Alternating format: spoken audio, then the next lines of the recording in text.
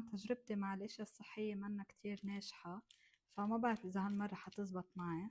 كتير عم يمرق معي فيديوهات لناس عم تعمل سندويشات صحية من كوسة وجزر، فأنا عبالي جرب هالشي. وحسب ما حضرت إنه أهم شي إنهم يتصفوا، يعني هيدا هو السر لحتى تطلع الوصفة طيبة.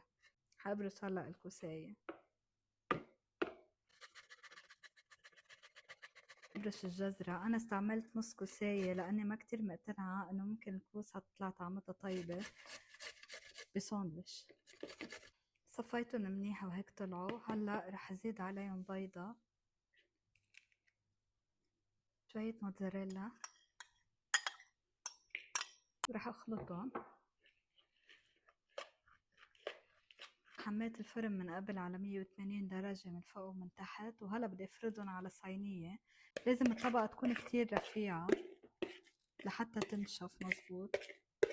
تجربتي مع الاشياء الصحية منا كتير ناجحة، فما بعرف اذا هالمرة حتزبط معي وتطلع طيبة. رح احطلها شوية موتزاريلا من فوق.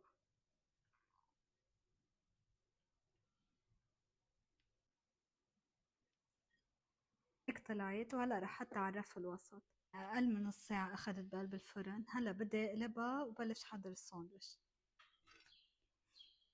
بحط فيها لبن يوناني، ما بدي احط فيها كتير اشياء كرمال ما تطلع سميكة وما اعرف اكلها. رح احط معها بندورة، فيكن تحطوا خيار.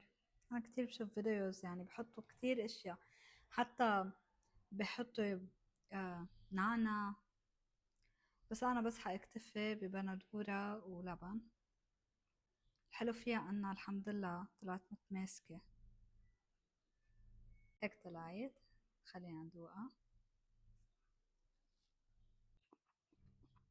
طيبة وكتير خفيفة، ما بتحسوا فيها.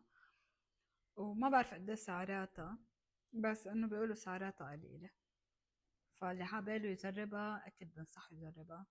وفي كمان كنت عم بحضر كمان فيديوز بحطوا فيها ذرة. بحس كمان اذا حطيت فيها ذرة كانت حتطلع طيبة، خاصة انه انا كتير بحب الذرة. الحمد لله في شي صحي جربته فشل خلقي وطلع طيب.